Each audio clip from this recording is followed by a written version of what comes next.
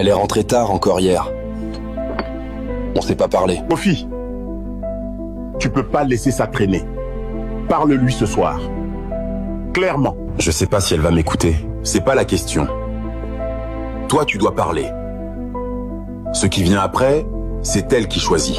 Depuis quelques jours, les mots sont devenus rares. Et parfois, le silence fait plus de bruit que les disputes. Le poste de coordinatrice est officiel, Aïcha. Ils t'ont choisi, Aïcha. Sérieusement, bah? Augmentation de 40%. Tu commences le mois prochain. Si t'as besoin de parler. Vraiment, ça va.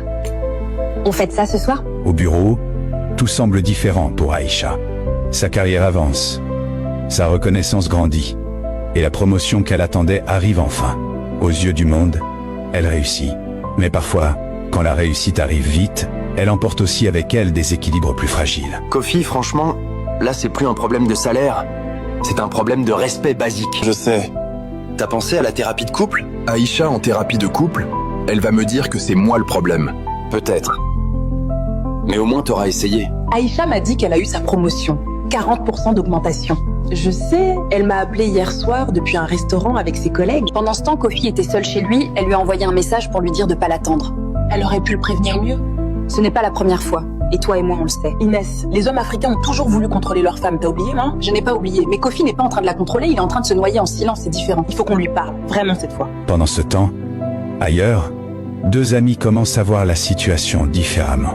Ceux qui nous aiment sont les seuls capables de nous dire la vérité que nous refusons d'entendre. Cette nuit-là, pour la première fois depuis longtemps, Kofi décide de parler. Pas pour se disputer, pas pour accuser, mais pour dire simplement ce qu'il ressent. Kofi, il est tard. Aïcha, assieds-toi. Depuis 3 mois, je rentre dans une maison où je me sens étranger. Tu rentres quand tu veux. Tu me parles comme si j'étais un obstacle. Tu m'as coupé la parole devant tes collègues. Et l'autre soir, tu m'as dit que si je peux pas assumer une famille, j'avais qu'à pas me marier. Cette phrase, elle m'a traversé comme un couteau. J'étais fatiguée ce soir-là. On est tous fatigués, Aïcha. Moi, je suis debout à 5h du matin. Mais je rentre et je tiens ma parole. Peut-être que je l'ai changé parce que enfin je me sens libre. Libre de quoi exactement? De me manquer de respect? Je t'aime encore, Aïcha. Mais je peux pas continuer comme ça. J'ai besoin de savoir si toi tu veux encore de ce mariage. Oui, je veux ce mariage. Alors il faut que les choses changent. Vraiment. Les mots sont calmes, mais ils portent le poids de plusieurs mois de silence. Et dans cette conversation, une question apparaît enfin. Veulent-ils encore se battre pour leur mariage? Aïcha, il faut qu'on te parle. Quoi? Qu'est-ce qui se passe ça? On t'aime, c'est pour ça qu'on va être honnête avec toi. Je te parle aussi en tant que femme qui a perdu quelqu'un par orgueil. Je veux pas que tu vives ce que j'ai vécu. On prend le parti de votre couple et de toi. Parce que si tu continues comme ça, tu vas perdre un homme bien. Et tu le regretteras. Le week-end arrive, et cette fois ce sont les amis d'Aïcha qui lui parlent franchement. Non pas pour la juger, mais pour lui montrer ce qu'elle ne voit plus. Parfois, la liberté peut devenir une fuite. Et parfois, l'orgueil peut nous faire perdre ce qui comptait le plus. Vous avez parlé alors ça? Oui, cette fois vraiment. Et elle a dit quoi? Elle dit qu'elle veut encore ce mariage. Mais j'ai aussi réfléchi à moi.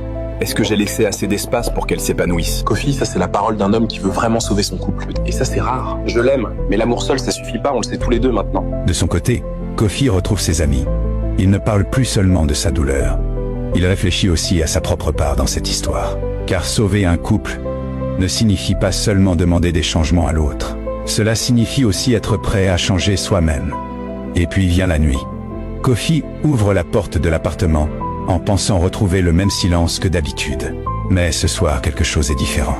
Une table dressée, un repas préparé, aucun grand discours.